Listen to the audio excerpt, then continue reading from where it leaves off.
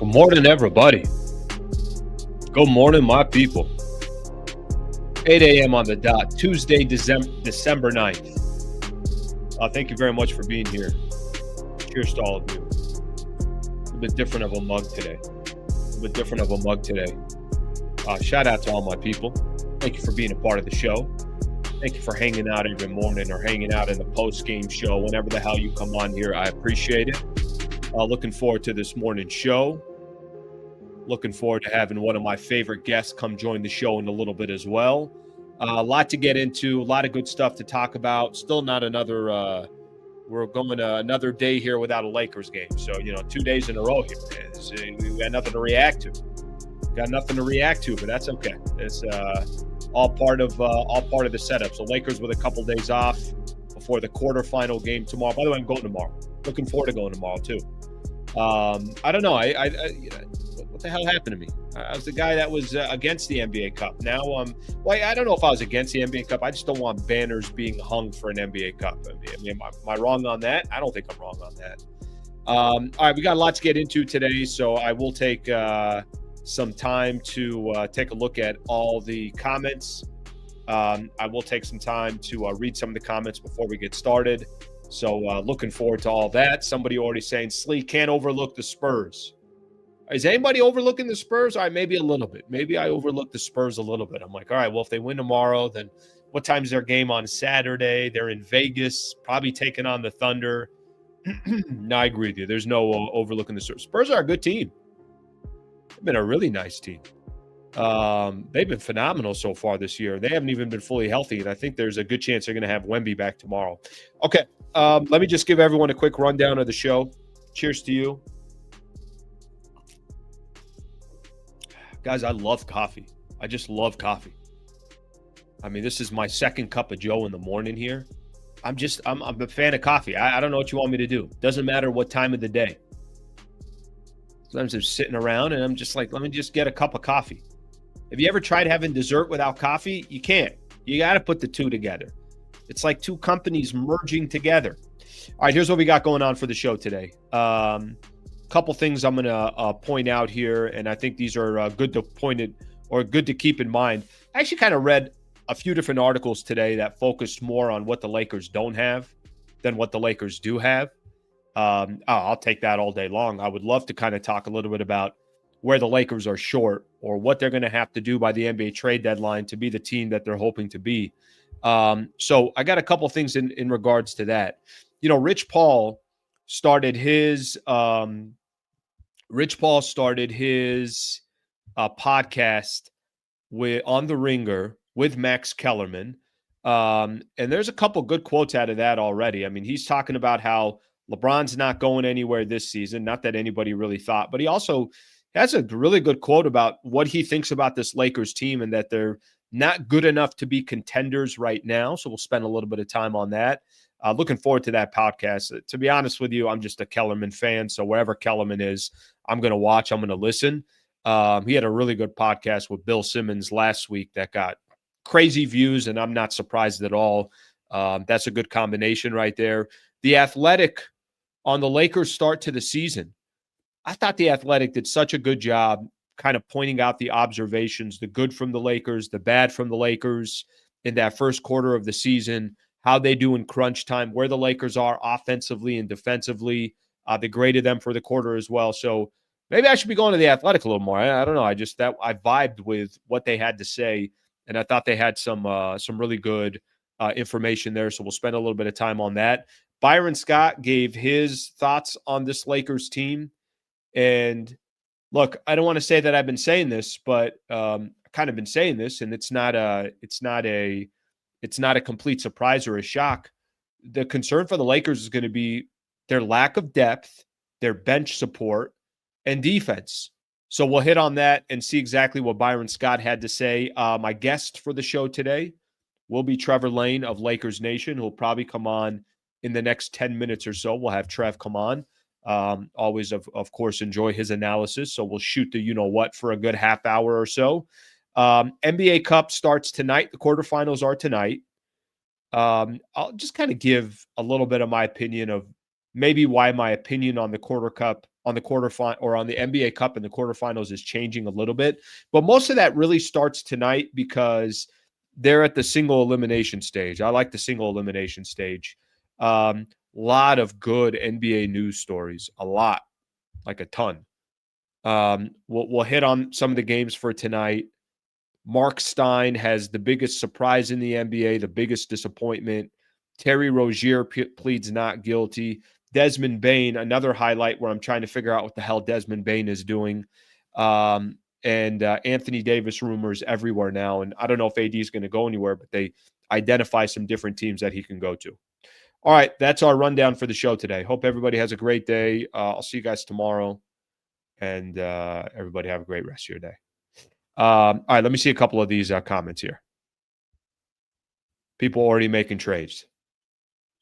Let's see. I think if we can package Vando and connect and get someone like Herb Jones or Trey Murphy would fit this unit. Would also love to see them push for Clay for our bench. Okay, so guys, just gotta, I get it. There's some certain players out there that would look great for the Lakers. Just remember, another team's got to like your trade package. So I'm with you. Herb Jones would be great for the Lakers. So would Trey Murphy.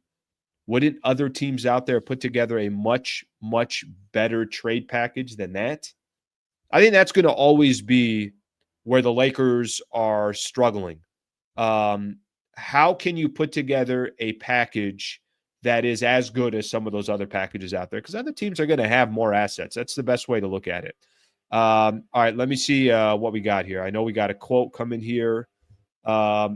Live beneath your means, continue to save, continue to grind, keep betting on yourself. I didn't know we were getting a Matt Ishbia quote today. Ocean Breeze, I appreciate you doing what you're doing. All right, a couple other people chiming in here on Max Kellerman. Obviously, I was mentioning he's going to be doing some stuff with the Ringer. Max and Marcellus. You guys remember this last year, or maybe earlier this year. I can't remember what it was. I had Marcellus on. I'm like, that's the best radio show I've ever listened to. Best sports radio show I've ever listened to. That show was phenomenal. Just phenomenal. You couldn't ask for anything better for the way those two used to vibe together and how good their chemistry was. Okay, I got a couple supers here that I'm going to get to in just a second, but let me first start off the show here, and I'll come back to those. All right, if you guys hear some, hopefully you don't hear anything in the back. Of course, Gardner's coming right when I start the show. I hit live. The Gardner's like, let's get started. All right, let's get the show started. So I want to read a couple quotes here that I saw from Rich Paul. Rich Paul says LeBron James will finish the 2025-2026 as a member of the Lakers. And it's unbelievable, Tom. You can't make this up. You can't make this up. Rich Paul says LeBron James will finish the 2025-2026 season as a member of the Lakers. I'm gonna kind of honestly, that portion of it, I'm not gonna pay as much attention to because I don't think that's as big of a storyline. I think we all kind of know that. But there is a quote specifically from Rich Paul that I think we should all pay attention to. All right, let me give you guys what the quote is. Here's what Rich Paul had to say about the Lakers. I personally don't think the Lakers are good enough to be contenders right now. Not right now. I don't think they have enough to get to the Western Conference Finals. I don't think they really have enough to contend from that perspective right now. Okay, a couple angles we could take here from Rich Paul. By the way, I want Rich Paul's opinion. Sure, I do. Somebody that's a part of, obviously the head of Clutch Sports, the relationship with LeBron James. If we can have a platform from Rich Paul, so he's going to be saying things that are NBA related, basketball related, Lakers related, LeBron related, I might use some of those quotes. I'm all in on that. I mean, I certainly want to see some of that. Rich Paul, I think, being very honest about the Lakers. 17-6 start. Lakers looking great. Gotta love the star power that they have. Luka looking like a top 3 player in the league. Austin Reeves looking like an all-star. LeBron, I think we're still waiting on LeBron, right? What can we expect from LeBron on a night-in, night-out basis? I'm not sure yet. He's had some really good games. He's had some really bad games. He also just, his season is just really getting started. Ayton's been good. Rui's been good. But I think what Rich Paul is saying here, I personally don't think the Lakers are good enough to be contenders right now. Not right now. I don't think they have enough to get to the Western Conference Finals. I don't think they really have enough to contend from that perspective right now. Okay, let's kind of break that down here real quick. Is Rich Paul saying anything that you think is? I don't think he's saying anything that's disrespectful. I don't think he's saying anything that's wild.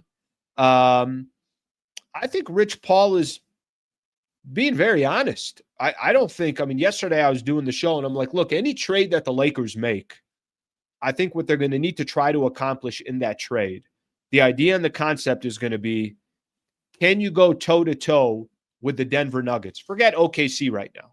Let's just kind of put OKC to the side. They're 22, 23-1, whatever they are. I don't think there's a trade to be had where all of a sudden you got the Oklahoma City Thunder, unless Giannis is demanding to come to the Lakers and the Lakers don't have to give up all that much to get him. All right, that's probably a pipe dream. I think what Rich Paul is saying is accurate about the Lakers. They got areas of weakness.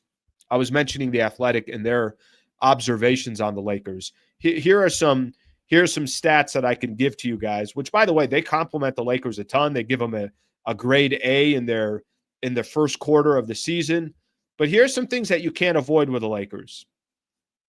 They're 20th in defensive rating. 20th in defensive rating. Okay? Now, listen, I want to give them some credit in this, but, this isn't going to stay the way it is. They're 8-0 so far in clutch time. Their strength of schedule so far has been beneficial to the Lakers.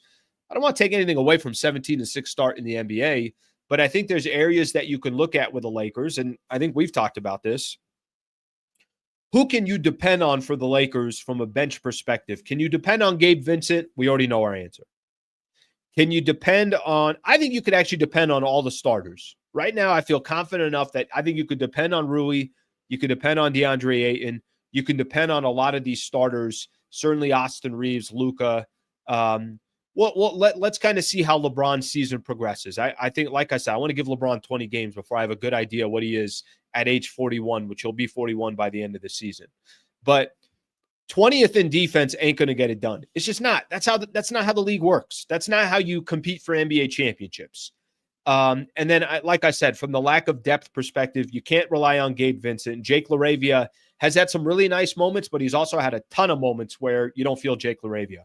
You can't depend on Dalton Connect. You can't depend on Maxi Kleba. You can't depend on Jared Vanderbilt. So will the bench get better when Marcus Smart comes back? Sure.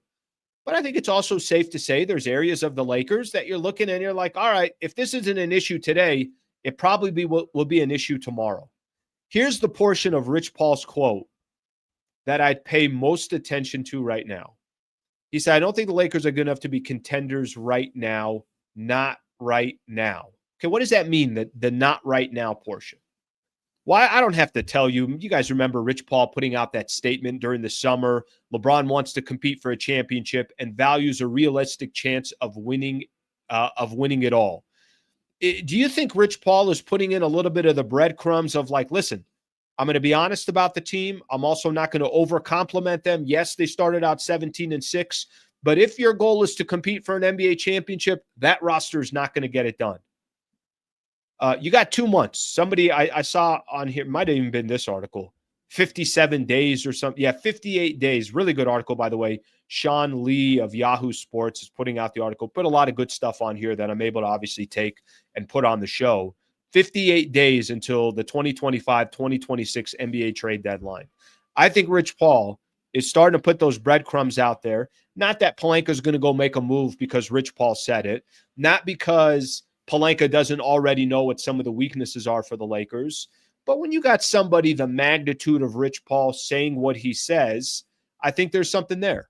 And I think it's going to force me to say some stuff and other people to say some stuff and other networks to pick up on that and say, hey, listen to what Rich Paul just said. Rich Paul said the Lakers are not good enough, even though they're 17-6 and second in the Western Conference.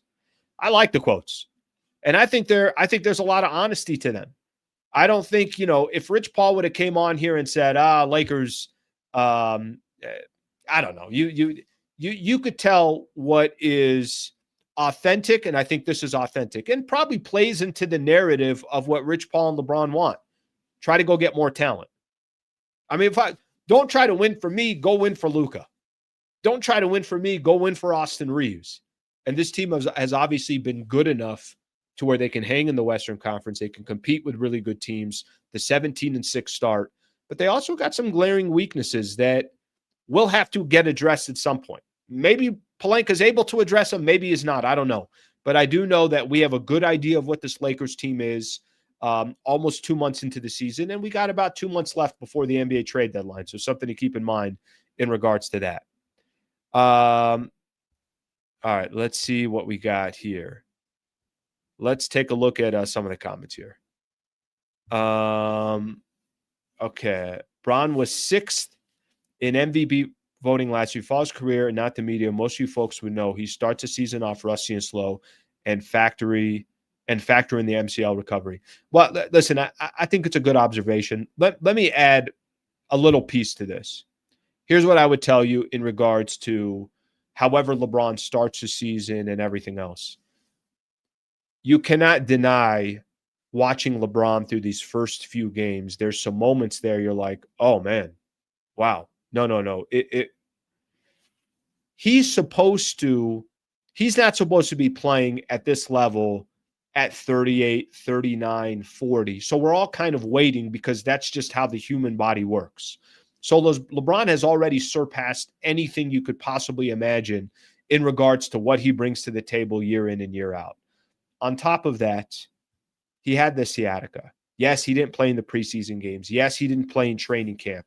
So I think it's also completely fine to look at LeBron and say, yeah, his body is clearly, there's going to come a time where he's just not the same player, and maybe there is going to be a cliff that he falls off of.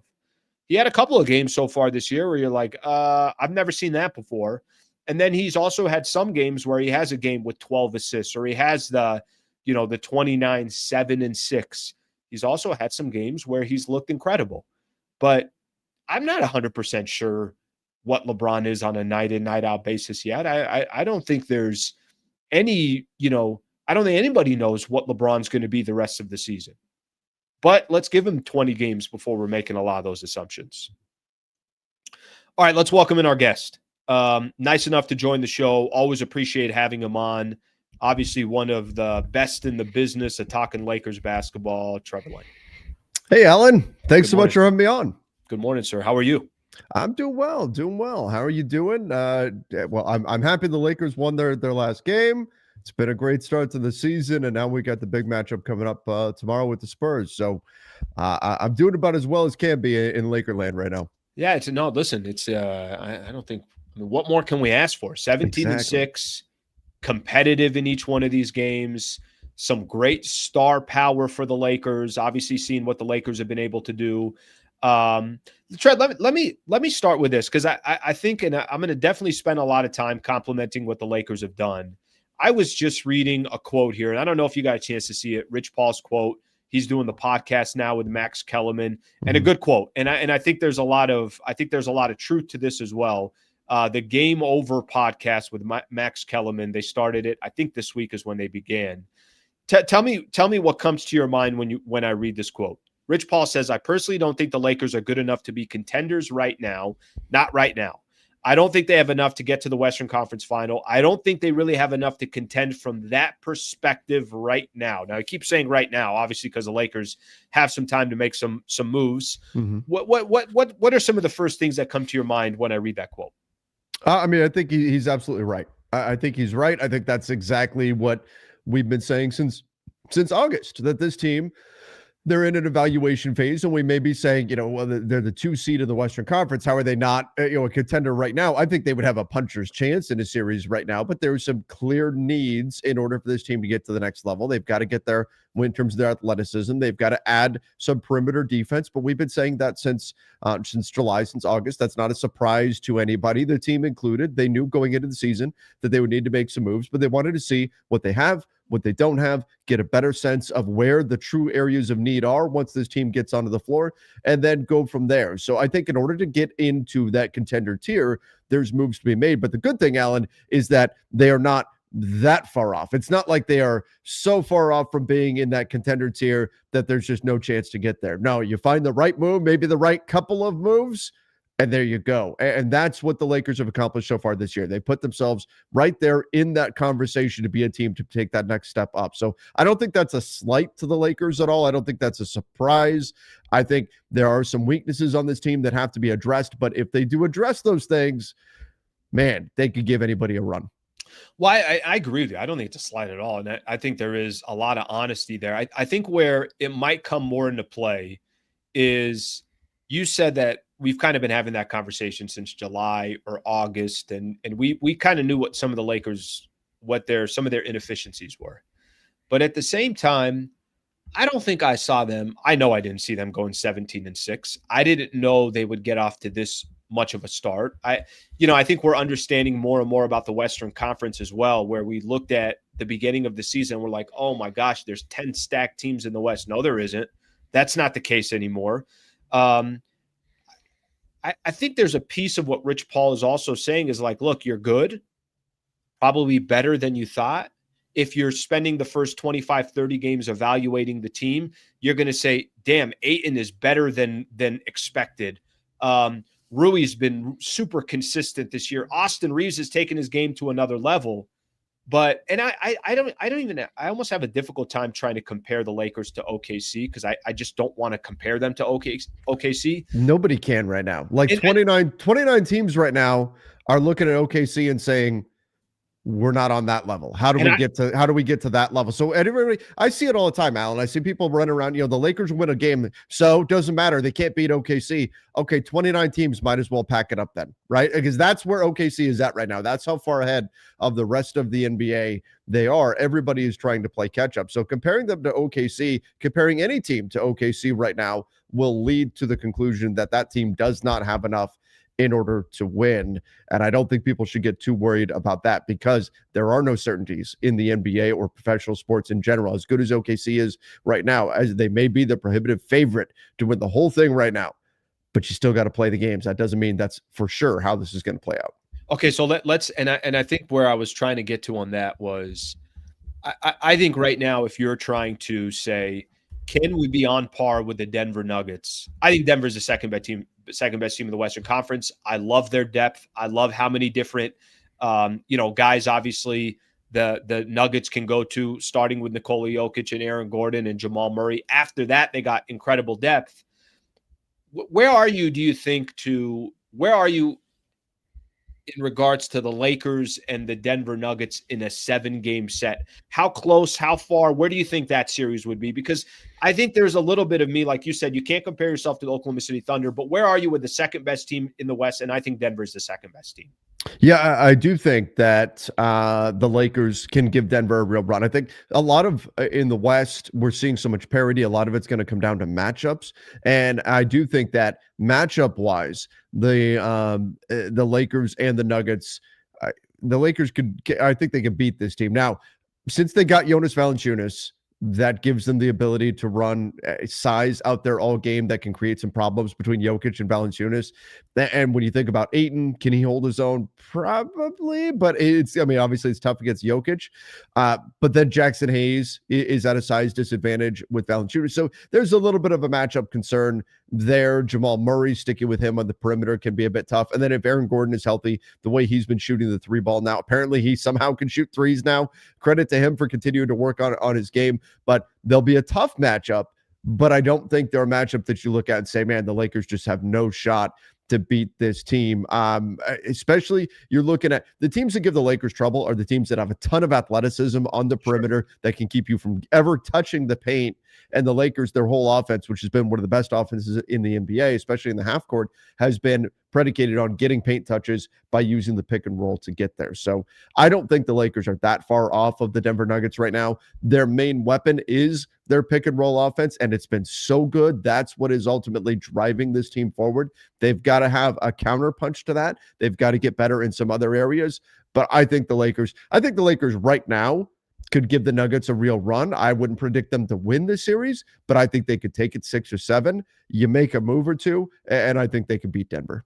LeBron, last game. So, it's funny. And for as much content as you put up, and we're talking Lakers basketball on literally a daily basis, there's such a high and low with every game. And with LeBron, I think the biggest question mark just has to do, nobody's questioned career, skills, any of that stuff. How much does he still have in the tank? We watch him against the Philadelphia 76ers. What do you think? Do you think we have any idea what LeBron will give on a consistent basis this season? Or do you think, because there's been such highs, there's been such lows, okay, he might have that 4 for 17 game and he struggles against Toronto, but he's double digit in assists and ends up having the assist that makes a difference in a game. And then he's got a game like they did against Philly where Reeves is struggling, Luka's getting double teamed, and LeBron's like, okay, I got this. I've been doing this for 20 plus years. Do you have any idea what we should be expecting from LeBron this season? And if you want to talk just specifically about his performance on Sunday. Yeah, I mean, LeBron James, by the way, apparently my phone's going, apparently the Dodgers Edwin Diaz to the Dodgers. So happy for them. Yeah, I'm sure you're thrilled, Alan. I'm wearing my Dodgers hat here. This they so needed another good player. This is like what the Clippers are going to do with OKC in June when they're going to fork over another top 5 pick to the Thunder. Just what the Thunder need to get. But so looking at LeBron, I think the great thing, and this is wonderful for LeBron James, for the Lakers, is that the Lakers don't need LeBron to say, hey, I have to put up 25, 8 and 8 every single game. He doesn't need to do that. Nor should he be at this stage of his career, 40 years old, going to be 41 in a few weeks. Nor should he be in a position where he has to do that. He's been asking for this. He's been asking for this. Maybe not to be the secondary guy, even the third guy on a team, right? I mean, this has got to be a little bit of a weird feeling for him. His entire life, he's been the guy on every team he's been on, and now he's not. That's a little bit of a transition, but he's been asking since 2019 for the offense to run through someone else. That's what they've been looking for since 2019. When Anthony Davis first arrived, one of the first things LeBron did was say, let's run the offense through him. And the offense has always found its way back to the hands of LeBron James because that's been the best way for the Lakers to win. That's the best way for any team to win, whether it was the Miami Heat, Cleveland Cavaliers, the Lakers. The best team to win, best way to win was the ball in the hands of LeBron James. Now, it doesn't have to be that way. Some nights they're going to need LeBron to step up, but what this allows LeBron to do is showcase his versatility. And I do not believe that right now we are seeing the best version of LeBron James that we will see this season. Despite how well he played last game, that was great. I don't expect that out of him every single night. Can't expect anybody to shoot 12 for 17 every single night. But I think now we're going to get an even better LeBron as he gets his legs under him, as he gets through. This is really his kind of training camp right now. So as he gets more acclimated to physically being out there on the floor this season, we're going to get a stronger and stronger LeBron James. But I think what this will allow him to do is showcase his versatility in a way that he's never been able to before. His ability to be off ball, his ability to be the organizer on the defensive end of the floor. We've seen that a bunch this season already. He's calling things out, putting everybody in the right spots, telling everybody where to go. He can now fill in the gaps of whatever the Lakers need. And the brilliant thing about this is LeBron can do it. Whatever you need him to do, he can do it. Oh, Austin Reeves is off tonight? Cool. All right, we got that. LeBron's going to step up and he'll take on some of that scoring burden. Austin's going to drop 45. Luka's got it going. Luka Doncic is going to put up 30 of his own, something like that. LeBron can say, no problem. I'll be Magic Johnson tonight, and I'm just going to be dishing dimes out there for everybody. LeBron's going to be able to showcase his versatility. So I love the position that he's in right now. And for everybody who gets worried about, well, LeBron's going to want the ball, he's going to want to put up his numbers. He doesn't care. He just wants to win basketball games. And so I think we're going to be able to, as the season goes on, truly appreciate the versatility of LeBron James. Well, it's the only way to keep LeBron. I mean, this is the best way, the best scenario for LeBron is he doesn't have to be dependent on every night. Wait, tell me another season where LeBron could take a day off or have a bad game and the Lakers were still going to win the game. It just doesn't happen.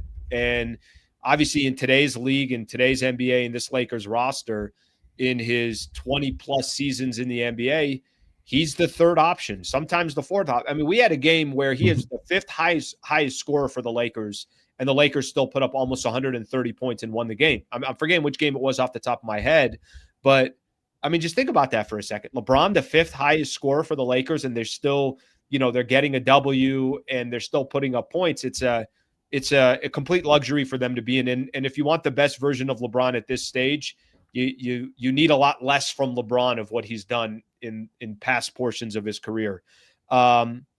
Would you make any changes? I know there's part of the conversation of the Lakers' lack of depth, and I'm definitely have concern from a bench perspective. I wish there was a little bit more consistency on that bench. Probably the only one consistent has been Jackson Hayes. I kind of know exactly what I'm going to get from Hayes every night. Now, I know Marcus Smart's been injured, but that comes with consistency as well. That comes with your depth as well. Are you available? And unfortunately for Marcus Smart, he hasn't been available for the last couple of years. Do you make any changes to your starting lineup to help out the depth and the bench? Do you make any changes there, or do you keep it as is? Yeah.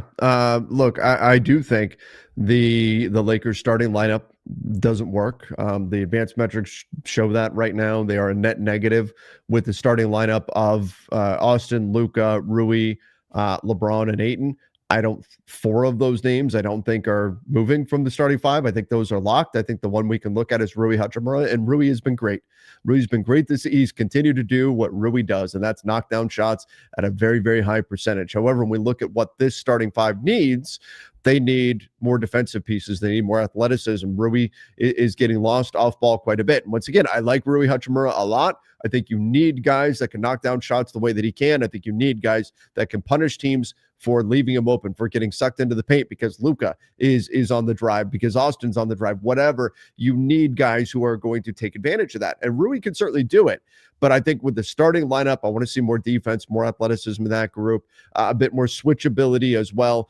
If everybody was healthy, my choice right now would be Marcus Smart. But I'll tell you this, Alan, I don't think the fifth starter is on this team. I don't think the fifth starter is on this team right now. It's something they'll have to go find at the trade deadline, or ideally ahead of the trade deadline, which is February 5th.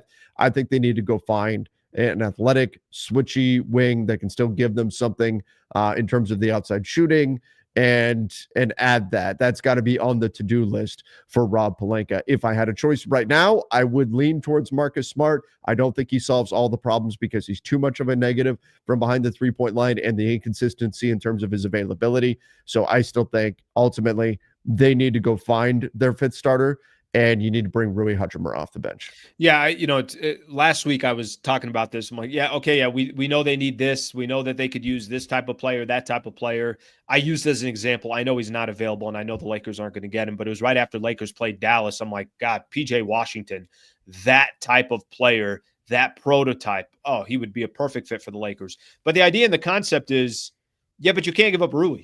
In the past when we've talked about trading players, and Rui's been a lot of those trade conversations. If we're going to talk about depth and we're going to talk about how much the Lakers need, and if you're pointing out here, hey, I think Rui off the bench, and you go get some other player and you put him in, do you agree that, listen, I'm not telling you that Rui's untouchable. That's clearly, obviously not what I'm saying.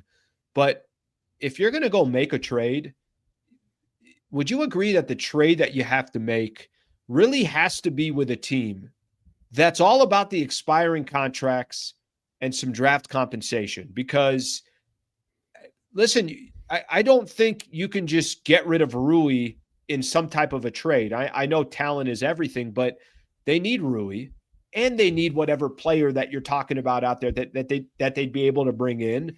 And yes, you got to be creative, and yes, another team's got to see the value in it, but you almost feel whatever value that another team has out there, they really have to be interested in. We want clean books, and we want some draft compensation. Would you agree that the finding a way to keep Rui in any trade at this point is something that the Lakers should certainly focus in on? Yeah, so with Rui, he's got that $18 million contract, expires this year. And he is extension eligible. He's extension eligible all the way up until June 30th. And so what I would expect is that if they don't trade him at the trade deadline, that you have those conversations about, okay, what would an extension look like?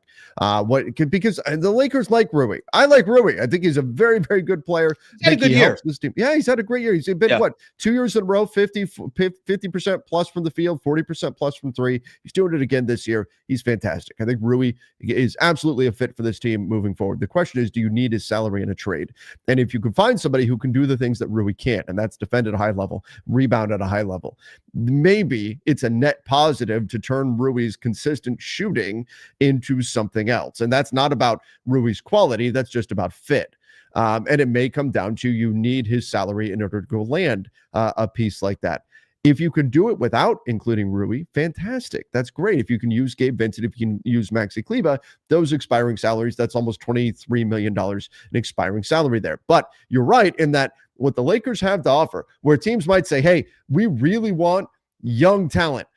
Well, Dalton Connect hasn't really clicked, right? So unfortunately, the Lakers don't have a lot to that to offer. I don't know what kind of value Adu Thero would have, or if the Lakers would even want to move on from him at this point. But there's not a lot of young, interesting, talented pieces on this team to go after. If the San Antonio Spurs want to get in on a Giannis trade, right? For example, Dylan Harper, they might not want to give up these guys, but Dylan Harper, Stephon Castle, Devin Vassell, right? I mean, you go on and on. They've got all these different young players they can put into a deal. The Lakers don't have that. What the Lakers can offer is future flexibility because they have expiring salaries. That is the primary driver of value in a Lakers trade. And then if it meets a certain criteria, we could talk about giving up that future first round pick. So that's what the Lakers have to potentially offer in a deal right now. So it is about finding the right seller, because if you're looking for young talent in any kind of a trade, the Lakers are going to have a hard time providing that, but they can provide future flexibility.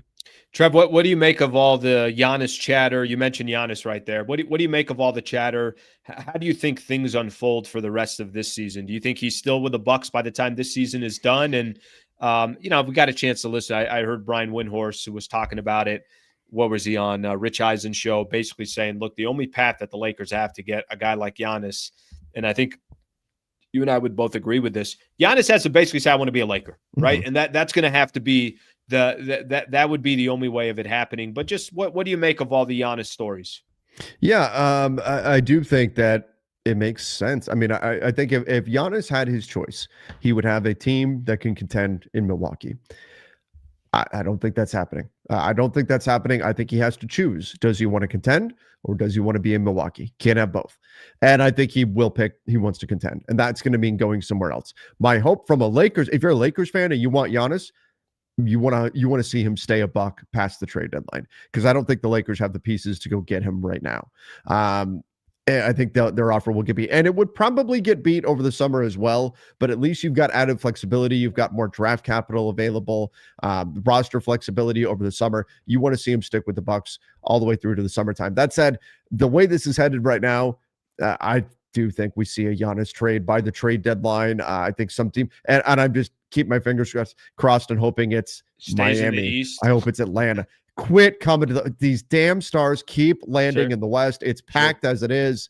It just keeps happening. But honestly, if I'm trying to be objective here, I think the San Antonio Spurs, I think the Houston Rockets, they've got offers. They've got pieces they can put on the table that would be pretty attractive, I think, to the Milwaukee Bucks. So we'll see. A lot of it's going to come down to where Giannis wants to go. If he were to say, I want to be a Laker and only a Laker, of course, that could sway things. Teams could still say, we're going to roll the dice, kind of like Toronto did with Kawhi Leonard, and trade for him anyway. They could do that. He could be a free agent in 2027, though. So that could be a factor. But right now, it sounds like if he's going to say, I want to be with just Team X, that's probably going to be the Knicks. We'll see if that ultimately comes to fruition or not. But my hope is that Giannis is a Milwaukee Buck past the trade deadline, because I think that opens things up for the Lakers a little bit more to get into the conversation. And if not, it's that he stays in the Eastern Conference. Tomorrow we got the NBA Cup quarterfinals. Quarterfinals will start tonight, so you get a couple of games in the Eastern Conference, and then obviously both games in the West tomorrow. Has the NBA Cup grown on you? Just kind of your thoughts on it. I do like. I think in the past I have liked the knockout stage. I think now that we all got a couple years under our belt, there's a better understanding, even though I think it's still a little confusing to some people. What do you make of the cup and your thoughts on Lakers Spurs tomorrow in the quarterfinals? Yeah, I mean, I've always been for the NBA Cup, not so much because I care about who wins the tournament itself, but because we get playoff caliber basketball effectively starting in November, right? We get the players care about it. And if the players care about it, great, then I'll care about it. It's the same argument for the All-Star game. The players don't care about it, at least when they're in the game. They care about being named an All-Star, but the players don't care about playing in the All-Star game. So I don't care about watching the All-Star game because the players don't want to be out there, or at least look like they don't really want to be out there. It's not interesting. When the players care, hell yeah, let's go. That's fun, exciting basketball. The knockout stage, I think, does bring that added element of excitement as well. Again, am I worried about who wins the tournament? No, but these still count as regular season games. And what we ultimately wind up getting is high quality in terms of intensity, regular season games early on where the players are going all out. And so it's a lot of fun watching these games. Would I be upset if, say, the Lakers won the NBA Cup? No, of course not. Especially what it would mean. I think it would mean more to win the NBA Cup this year just because of who they would have to go through to get it done. We're likely talking about going through a very good San Antonio team. Let's not kid ourselves. Wemby is coming back to play against the Lakers tomorrow. That's absolutely happening. Wemby and the Spurs, and then you probably have to go through OKC unless Phoenix somehow gets past them. But both of those teams are stylistically the kryptonite for the Lakers. So you would have to, it would be an incredible statement if the Lakers were to win the NBA Cup. If the Lakers were to get to the NBA Cup final, it would be a big sign that the team is taking steps forward, specifically against opponents that have given them trouble in the way San Antonio plays, and of course the way either Phoenix or, more importantly, OKC would play. So if they make it to the Cup final, that would be absolutely tremendous, would mean a lot. Big picture, win the NBA Cup, sure, we'd love to see it. Not like we're going to have a parade or anything like that, but I do generally like the NBA Cup because the intensity, the effort level, how locked in teams get, the players care about it, so I'm going to enjoy it.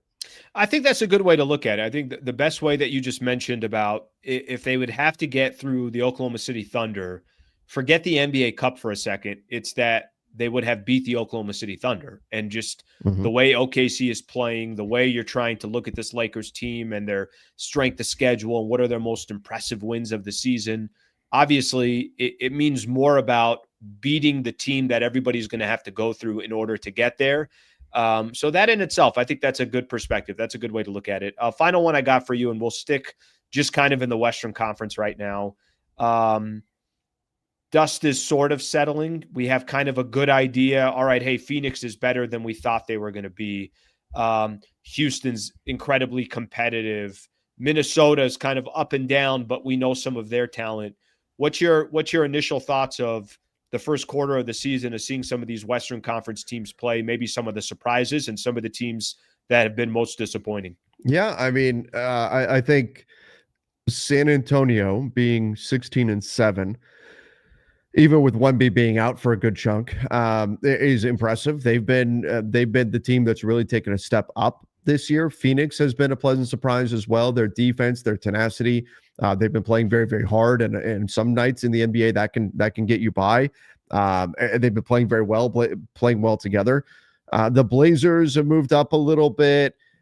In general, I think the West, the teams that are really playing well in the Western Conference, it's more of the same. Man, it's like win and win and win and win. And did you move up the standings? Nope. Because everybody around you is winning too. It's very difficult to make any kind of headway in the West, and any kind of loss, boom, you drop down quick because everybody is going to stack up wins. If you look at the top of the Western Conference, it's just the way that it goes right now. And the East has been somewhat pretty similar. What's been the biggest surprise and the biggest story of the West is how weak the bottom of the conference has been. The West has for so long been the conference that has so much depth to it. And now the Mavs have had a terrible season. They're getting a little bit better. The Clippers have completely imploded, much to the enjoyment of the Oklahoma City Thunder, who have their draft pick. The Pelicans have been awful. The Hawks are going to get one of the best picks in the draft because that idiotic trade that the Pelicans made. I love Derek Queen, But my God, what did it cost? The Sacramento Kings have been terrible. You've got two below 500 teams right now in the Western Conference in the play-in. That's right. That's Memphis and what the Portland East should be. Yeah, they're below 500. That's the way the East has been. So the weakness of the bottom of the conference, I think, has been the biggest surprise. We can point to Phoenix as a pleasant surprise in the positive way, the Spurs, perhaps, but it's been the weakness at the bottom of the conference that's been the biggest surprise so far. I don't know if it will continue that way forever. Again, Dallas is starting to play better. Memphis is figuring some things out. Memphis is 7-3 in their last 10. So I think it will come around, but the West has featured, if you have matchups with the bottom of the conference, has been easier than expected. But if you're playing anybody else, anybody in the top 8 right now, you're in for a battle on any given night. And there's a lot of parity, with the exception of OKC, who's kind of running away with everything. Well, great content, great start to the NBA season. I don't know how much. I'm assuming you're enjoying what we've got so far. So not just good Lakers storylines, but good NBA storylines, brother. I appreciate you coming on.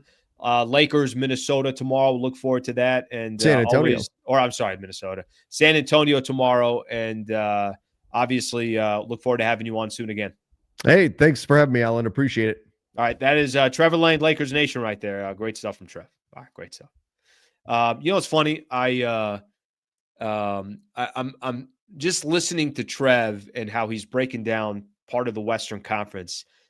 Man, so unpredictable, the West this year. This is kind of, listen, you got your regulars that, we know that OKC was going to be good. We knew that Houston and Denver were going to be good. Phoenix playing good ball. Clippers playing awful ball. Dallas nowhere in the mix. We'll see what happens as they get a little healthier. Memphis in the absolute gutter, and now they're starting to win some games. There's so many good storylines in the Western Conference. San Antonio, I love what he emphasized a couple different times about the Spurs, because you just kind of assumed, all right, San Antonio's in a little bit of it's going to take them time. They're young. Then you got De'Aaron Fox on that team. That dude's been in the league for a while. That dude, he can carry a franchise by himself until Wemby comes back, and that's what he's been able to do. And they got all this other young talent, and then probably get Wemby back tomorrow against the Lakers. So really, really good stuff from the Western Conference, and great stuff from Trev. Always appreciate it, having him on the show, and always obviously enjoy his time talking some hoops and talking some Lakers basketball. All right, shout out wallacewins.com/Sliwa. wallacewins.com/Sliwa. I've told you guys a story. Brad and his team were bunkered down a couple weeks ago. They were getting ready for a trial in Palm Springs. The insurance company, which this is what all insurance companies want to do, they want to give you the least amount of money possible.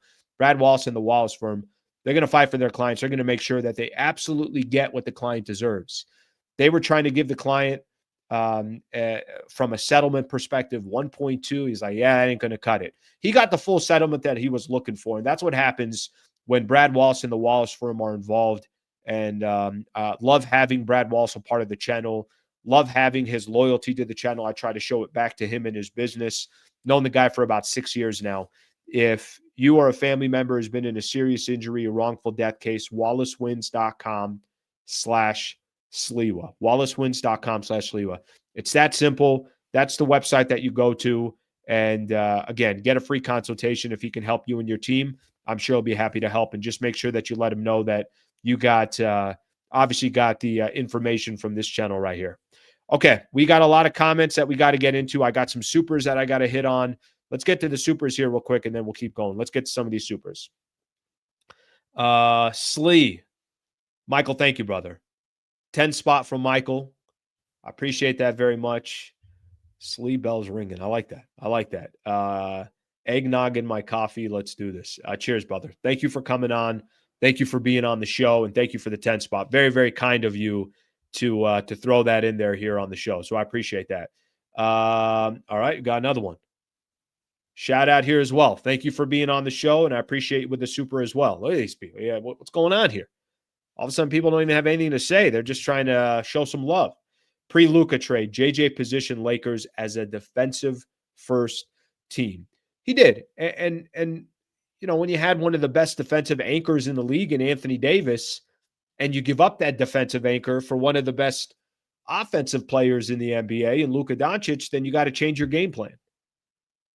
It's like a team in the NFL that just didn't have a quarterback. So they were like, all right, we're going to rely on defense and we're going to rely on running the ball. And then all of a sudden you got the best quarterback in the league. You're going to change your offense.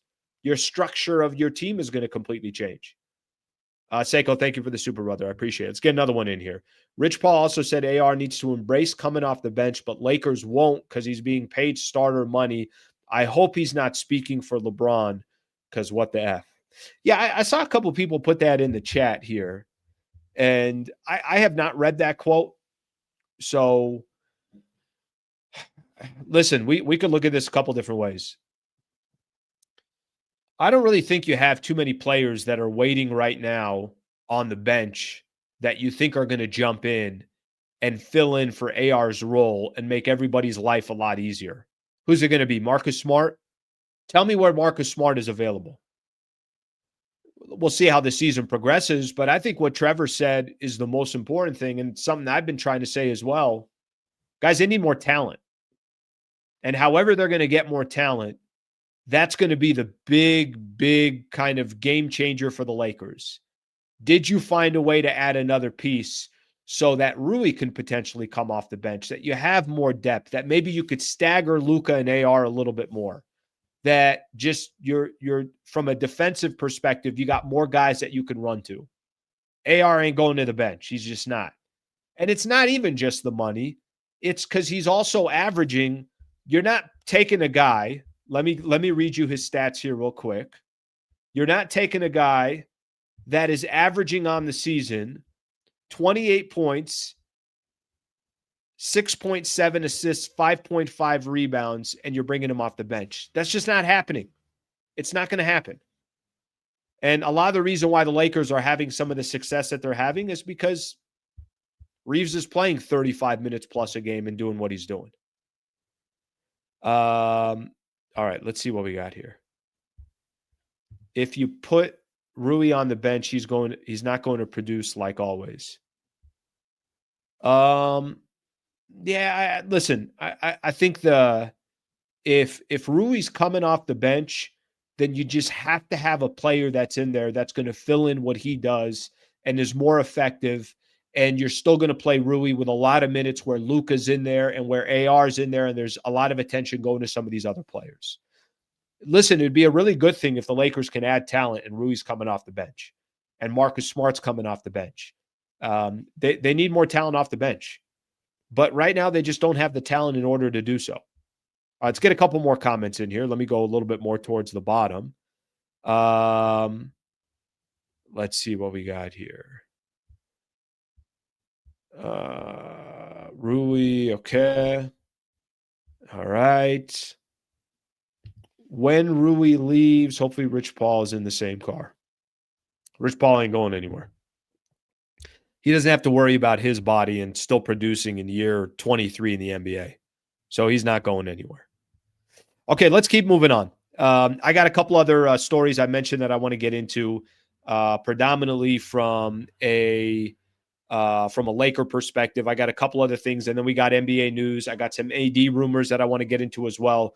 So I appreciate you guys hanging out for the show. Do me a favor, if you guys don't mind, please subscribe to the channel.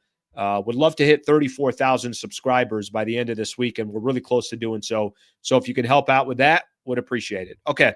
I think you guys saw this. LeBron with another record. So LeBron James now second in NBA history in regular season wins. I think so. He just passed Robert Parrish.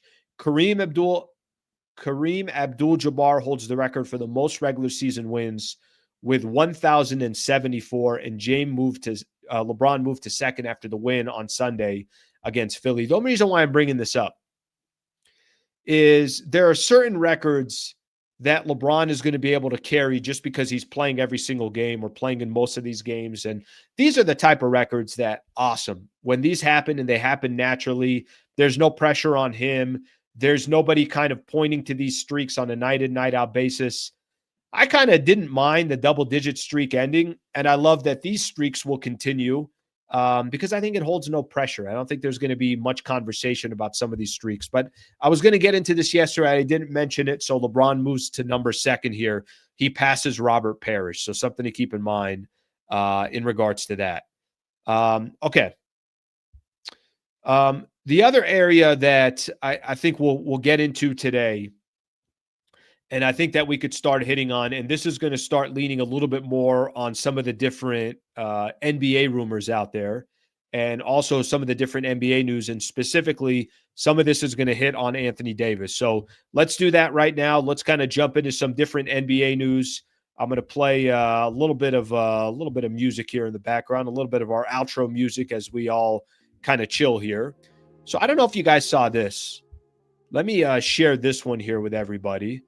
This one is more on the Anthony Davis piece. Anthony Davis trade rumors. Pistons, Hawks, and Raptors amongst teams interested in Dallas Mavericks star. By the way, all three of those teams would make a lot of sense. Shams Charania. Should the Mavericks decide to put Anthony Davis on the block, the Pistons, Atlanta Hawks, and Toronto Raptors are among the teams that reportedly have interest. This is from Shams. I got it. This is kind of a weird one now with AD. Let's look real quick. Where are they now in the NBA standings? I'm just trying to see because I know Dallas started winning some games, had a couple of impressive wins. I don't think Dallas is going to trade him, but let's just see where they are. They're on the outside looking in. They're 9-16, 5-5 in their last 10 games. They're basically half a game out of being in the play-in spot. All right, let's say you get in the play-in spot. You get Thunder in the first round. Are you out? Yeah, you're probably out. You get Lakers in the first round. Maybe a good series if Kyrie Irving's back. I don't know where they're exactly going to be. I don't think they're going to trade AD. I don't. I think they're going to kind of stand pat right now and probably play this season through. And once this season is done, I think they're going to start making their decisions of what to do. But I know the AD trade rumors have been out there. I got to be honest, just based on what happened this season, the Luka trade, they've played a little better basketball since they've got healthy. Maybe you play out this season. See how much health you can get back. And when this season ends, if it's going to be a fire sale, then you could start kind of planning for the future and start planning around Cooper Flagg. Any players you get for Anthony Davis or Klay Thompson or Kyrie Irving or any of these guys, you can kind of help the rebuilding process. But I think I wait. I don't think they got to do everything right now. Okay, NBA schedule tonight, the quarterfinals. Guys, this is the only thing that I think the only thing left that has bothered me about the NBA Cup. I think I just don't like the banner next to all the other banners. I think I figured out what bothers me. That's what bothers me. Heat and the Magic coming up tonight, 3 p.m. game on Prime Video. And then the Knicks and the Raptors, a 5:30 game on Prime as well. So 2 NBA Cup games. These are the quarterfinals. You win, you move on. You lose, you're out. Good games. I like the games. One problem with the Raptors, I think they've lost 3 games in a row, so they haven't been playing some good ball. Who'd the Heat lose to? I think the Heat just lost. Who'd they lose to? Heat lost to a bad team a couple of days ago. Who'd they lose to? They lost to Sacramento. Oh, so the Heat are on a 3-game slide. They lost to the Kings, the Magic, and the Mavs. They've lost 4 of 5. So a lot of these teams were winning games during the NBA Cup, and now they're kind of in a little bit of a free fall. We know what's going on tomorrow. Spurs and the Lakers, Suns and the Thunder. Lakers are at 7. Suns and the Thunder are at 4:30. So a couple good games coming up tomorrow in regards to that. I did see this as well, and just something to keep in mind here. This will be the final story that we get into, and then we'll look at some of the comments, and we're going to call it a day. Mark Stein put out a really good article. Love Mark Stein's work. The Stein line. He put out a really good article. And biggest West surprise, the Phoenix Suns. Let me read this piece here. Many of us thought Phoenix would be decimated in the win column after trading away Kevin Durant. The Suns weren't any good last season, and it was mostly because they couldn't win when Durant was out. But this team has defied the odds. The Suns are disruptive on defense. They crash the boards. They put up 3-pointers. Even missing Devin Booker with an injury hasn't slowed them. We know what they've been able to do. So he's got the biggest surprise in the West, the Phoenix Suns. The biggest disappointment, we all know it. Obviously, the Clippers. So the Clippers story, what happens to them, that will continue. They've been absolutely awful, and no surprise that they're taking that claim. All right, let me read a couple of the comments here, and then we're going to call it a day. Let's see what we got here. Let's see what we got here.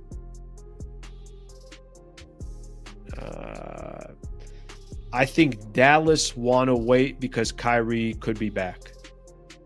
I agree with you on that. I think they do. Let's see what we got here. AD wants to go back to LA. It's not happening unless he ends up with the Clippers. Dallas should actually tank to get another draft pick. I know a lot of their picks are going to other teams. If I'm correct here, I think Dallas has a pick going to OKC, Houston, and San Antonio over the next few years. Dallas going to keep AD till the end of the season. I say the same thing. All right. Why would the Pistons trade for AD? I think the only thing I could tell you right there is they feel like they're an AD away from really competing in the Eastern Conference. The question is, what are you going to have to give up in return? They got some young talent too. I probably wouldn't mess with the Detroit Pistons if I'm there. Pistons are kind of growing organically. They're doing it the right way, and they're going to put themselves in a pretty good position. They're having a phenomenal, obviously, start to their season. All right, what else do we have here? Really? Edwin Diaz, really? I guess I'm not even surprised anymore. I'm really not. Why would I be surprised? Why would I be surprised? It's just nothing to be surprised about. Oh, I can't wait for the baseball to change their structure. I just can't wait. When is that happening? When is that happening? Dodgers obviously running circles around everybody. Freaking Toronto. Freaking losers. All right, that's all I got, everybody. I appreciate it. That was fun today. I do got to run out of here, so got to leave right at 9 o'clock here. But I do appreciate everybody that was a part of the show today. Great stuff from Trevor Lane. Thank you to Brad Wallace and the Wallace firm. Do we got a final one squeezing in here? Did you know Robert Parrish was second all-time regular season wins before 5 minutes ago exactly? No one cares. Thank you, brother. I appreciate the super very much. Listen, man, whether you care or not, there's certain stats that are going to come up and you're like, damn, he's passing another player. Damn, second in all-time regular season wins. It's Kareem, it's LeBron, it's Robert Parrish. You don't have to like it, but those are stats that are going to stand forever. I mean, I think it's a pretty impressive stat. He had to play in the league for his 23rd season to pass that. Tells you a lot about Robert Parrish. All right, that's all we got. Thank you for all the supers. I appreciate it, guys. Thank you. I'm back on tomorrow morning at 8 a.m. Tomorrow, don't forget, we're going to have a post-game show as well after the Lakers take on the San Antonio Spurs. A little bit later tonight, we're going to have Sammy's going to be doing a preview video for the Lakers and the Spurs. So I appreciate all the love. Thank you for being here. Hope you guys have a great rest of your day. And I'll see you tomorrow morning at 8 a.m.